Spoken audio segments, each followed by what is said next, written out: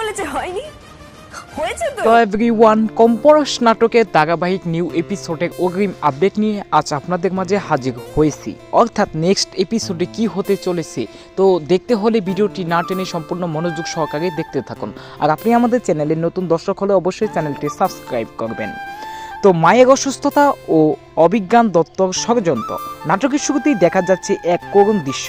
একজন মা পথঘাতগ্রস্ত হয়ে বিছানায় পড়ে আছে, আর তার ছেলে কোমায়। ছেলেটি গ্রাম ফেরার পর জানতে পারে যে সে চলে যাওয়ার পর তার মা নিজের শরীরের কোনো যত্ন নেননি।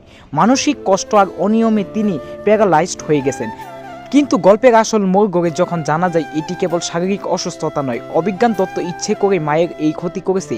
এটি কোনো দুর্ঘটনা নয়, বরং একটি পরিকল্পিত ষড়যন্ত্র ছিল। আমরা আবার সব ছেড়ে দূরে কোথাও শান্তিতে গিয়ে থাকবো।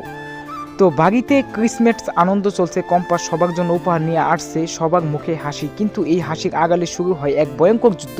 একটি কেমিক্যাল দোকানে হঠাৎ রেড পড়ে। নিজের ইন্ডিয়ান কেমিক্যাল লেবেল লোক পরিচয় দিয়ে ম্যানেজারকে ভয় দেখানো হয়। লাইসেন্স ছাড়া নিষিদ্ধ কেমিক্যাল বিক্রি হয়েছে। ম্যানেজারকে ঘাবড়ে গিয়ে তড়িঘড়ি এবং মনীষী দত্তকে ফোন করে। মনীষী বুঝতে পারে এটা নিশ্চিত কম্পাসের কোনো চাল। ঠিক তখনই কম্পাস বুদ্ধির পরিচয় দেয়। সেই স্কুলে প্রিন্সিপাল সেজে কৌশলে কেমিক্যাল স্টেরিল স্যাম্পল নিজে হাতে নিয়ে নেয়।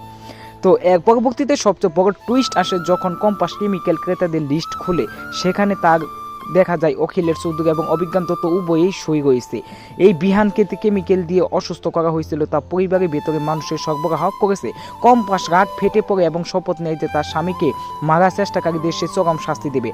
অন্যদিকে অখিলের চৌধুরী দমে যাওয়ার পাত্র নয়। সেও বুঝতে পারে প্রমাণ তার হাতে চলে এসেছে, তাই সে নতুন করে কোনো ষড়যন্ত্র শখ তৈরি করতে শুরু করে। শেষ পর্যন্ত প্রশ্ন থেকে যায়, বিহানের আসল শত্রু কি বাইরের কেউ, নাকি তার নিজের রক্তের মানুষগুলোই তাকে শেষ করতে চাচ্ছে। তো এক পরবর্তী আপডেটটি আগে অসাধারণ দুর্দান্ত হতে চলেছে। তো নেক্সট এপিসোডটি পেতে অবশ্যই চ্যানেলটি সাবস্ক্রাইব করে রাখুন।